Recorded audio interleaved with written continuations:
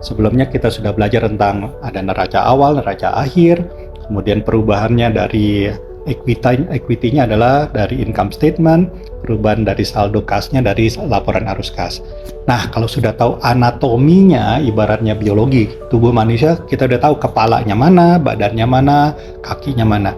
Sekarang tahunya itu sehat atau tidak sehat, bagaimana? Itu juga dengan keuangan ya. Dari tadi sudah tahu neraca, laporan rugi laba, dan cash flow statement. Sekarang kita menganalisis sehat atau tidak sehat. Pada intinya, sehat atau tidak sehat itu ada dua hal yang penting. Potensi menghasilkan return-nya, dan berikutnya adalah bagaimana dengan risikonya. Nah, untuk itu kita masuk ke dalam financial ratio analysis. Analisis rasio keuangan. Rasio artinya apa? Hasil bagi dari dua variabel. Kenapa perlu hasil bagi dari dua variabel? Contohnya, kalau ada perusahaan yang labanya 10 triliun, bagus atau tidak bagus? Belum tentu. Kenapa? Tergantung juga modal yang dimasukkan berapa. Misalkan modalnya 1000 triliun, per tahun cuma labanya 10 triliun, waduh, itu berarti nggak sampai 1% per tahun. Lebih baik duitnya ditaruh di deposito, sekarang masih bisa dapat 3%, 4%, 5% ya kan? Jadi harus dibandingkan dengan satu besaran yang lain ya.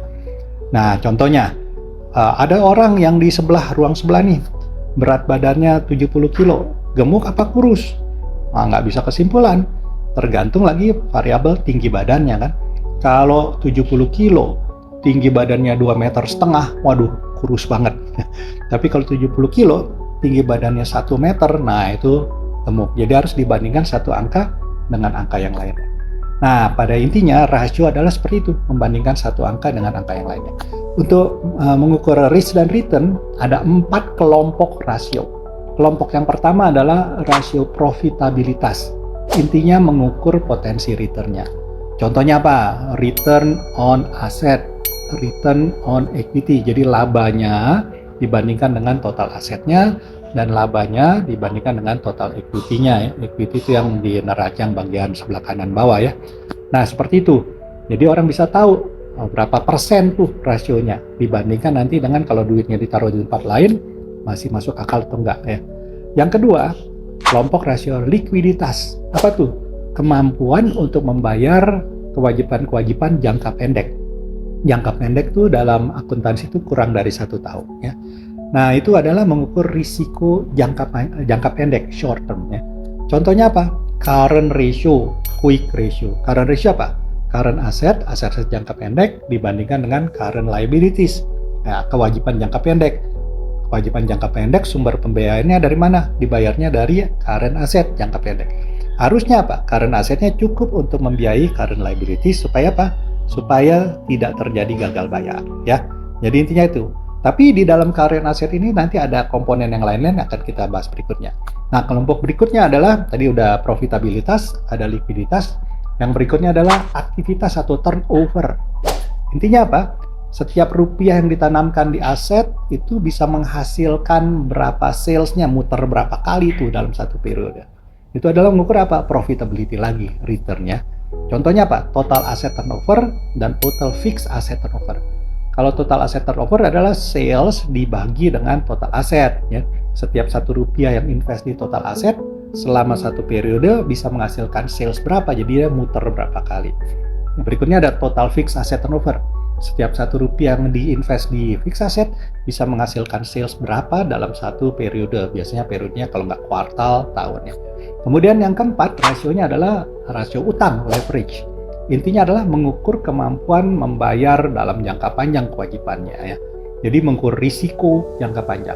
Oke, saya ulang tadi, profitabilitas mengukur return, kemudian likuiditas mengukur risiko jangka pendek, kemudian aktivitas atau turnover mengukur return lagi, kemudian leverage ratio utang mengukur risiko jangka panjang. Contohnya apa? Debt to asset ratio. Jadi total utang dibagi dengan total asetnya.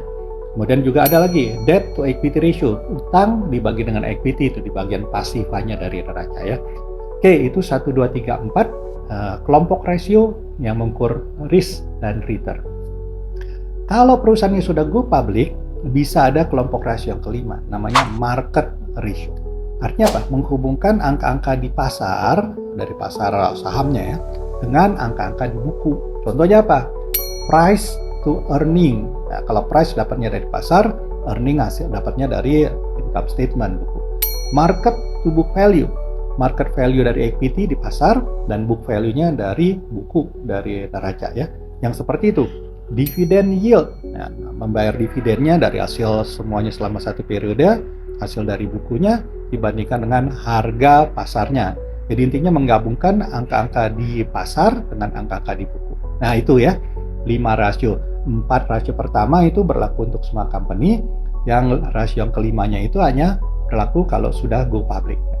Nah sekarang, sudah tahu rasio-rasio itu, pertanyaannya, kalau udah dihitung rasionya, tahunya sehat atau tidak sehat? Nah, kita harus membandingkan dengan tolak ukurnya ya. Jadi harus ada benchmarknya. Kita bandingkan dengan angka naturalnya. Contoh, current ratio. Nah, tadi current asset dibagi dengan current liabilities. Wajarnya current asset harus lebih besar dari current liabilities. Jadi kalau dibagi begini harus lebih besar dari 1 ya. Itu contohnya. Natural angkanya berapa? Tapi juga kita lihat kualitasnya yang kedua. Contohnya di current asset tuh ada kas, ada piutang, tapi juga ada stok barang, inventory. Kalau di current assetnya kebanyakan stok barang, belum tentu bisa dijual kan. Siapa tahu ada yang usang, udah busuk, nggak bisa kejual, nggak laku. Jadi untuk kualitasnya lebih bagus, ngukurnya adalah current assetnya dikeluarkan dulu inventory-nya, baru dibandingkan dengan current liabilities. Namanya quick ratio. Oke, jadi pertama adalah naturalnya bagaimana, kualitasnya gimana. Yang ketiga, dibandingkan secara historis. Ya, angka historisnya dari periode ke periode, angkanya semakin membaik atau semakin memburuk gitu. Nah, kemudian berikutnya lagi dibandingkan dengan industri yang sejenis. Jangan bandingkan perbankan dengan pertambangan, beda banget ya. Pertambangan harus pertambangan, perbankan perbankan, consumer good dengan consumer good ya. Jadi bandingkan dengan industri sejenis. Apakah di atas rata-rata industri atau di bawah rata-rata? Belum tentu yang di atas rata-rata baik, tergantung rasionya apa. Kalau utangnya di atas rata-rata belum tentu baik juga kan gitu ya. Oke, tadi sudah diulang ya. Jadi angkanya dibandingkan dengan naturalnya, dibandingkan kualitasnya, kemudian dibandingkan historisnya, dan dibandingkan dengan rata-rata industri. Nah, kemudian yang terakhir, nah itu biasanya investor akan ngelihatnya dari uangnya itu selama satu periode saldonya bertambah berapa persen, itu adalah return on equity-nya dari buku. Tapi return on equity sendiri bisa bagus, bisa jelek dibandingkan industri, harus dicari penyebabnya apa. Nah, untuk dicari penyebabnya itu yang namanya Dupont analysis ya.